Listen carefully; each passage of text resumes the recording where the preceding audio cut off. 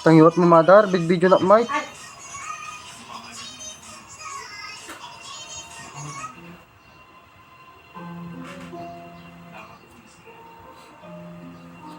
So,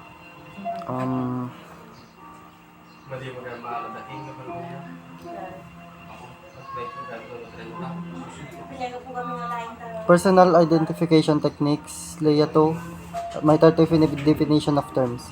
So first, what is identification? It's a method of determination of individuality or recognition of a person. Complete identification means the absolute fixation of individuality. Partial identification is ascertainment of only some facts of identity of a person while others remain unknown. Biometrics derive from the Greek word bio means life and metric means to measure. Thus, it is the process of collecting, processing, and storing details of persons' physical characteristics for the purpose of identification and authentication. Fingerprints are the ridges and furrow pattern on the tip of the finger and have been used extensively for personal identification of people. Ridge can be defined as a single curved segment. Valley is a region between two adjacent ridges. Core and delta. Core is the inner terminus of the pattern and the delta is the outer terminus. Pores are the outlets of the sweat glands having the termination. Ridge formation appears on the top of these ridges and are plainly visible in a large number of fingerprint impressions. Chiroscopy. It is the examination and thorough study of the palms of the human hand as a point in identifying persons. Agioscopy, the study of morphological characteristics of friction ridges, shape or contour of the ridges of friction ridge. Horoscopy refers to the examination of the shape, size, and arrangement of a small opening on friction ridge through which body fluids are released. Podoscopy refers to the examination of the soles and their significance in personal identification. Radiology describes the individualization process of any area of friction skin using all available detail.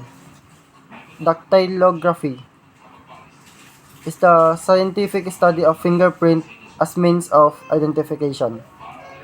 Dactylomancy is the scientific study of fingerprint for the purpose of personality interpretation. Dermatoglyphics is the science which deal with the study of skin pattern, and also it is derived from two Greek word. Derma means skin and glyph means curve. Infallibility. That fingerprint is a positive and reliable means of identification. Friction skin is an epidermal hairless skin found on the central or lower surface of the hands and feet covered with ridges and furrows, also called papillary skin. Phalang is the skeletal finger covered with the friction skin. Tented arc is a pattern in which the ridges flows from one side to the other side with a slight raise at the center.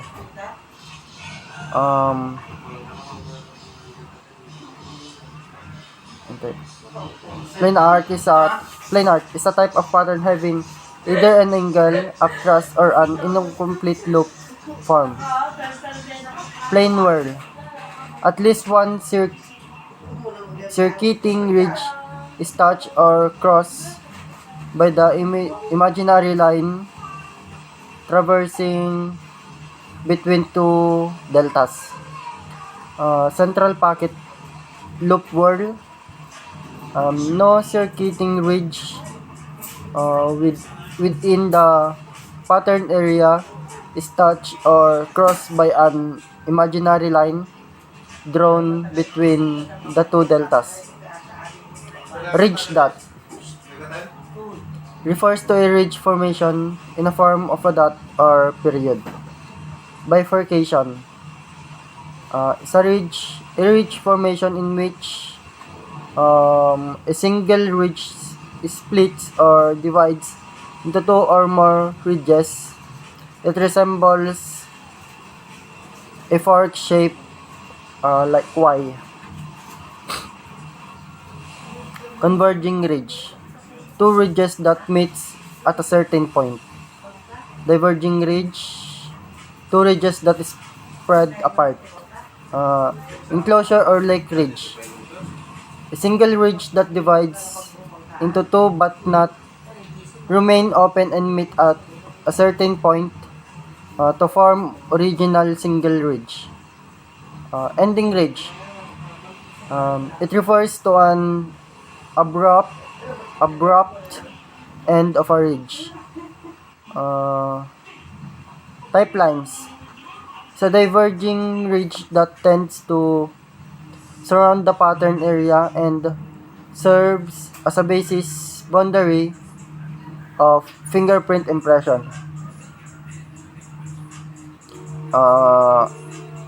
Appendage is a short ridge found at the top or summit recurve.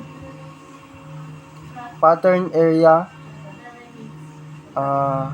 is a part of a loop whirl pattern surrounded by the type lines and consisting of the delta, the core, and the other ridges.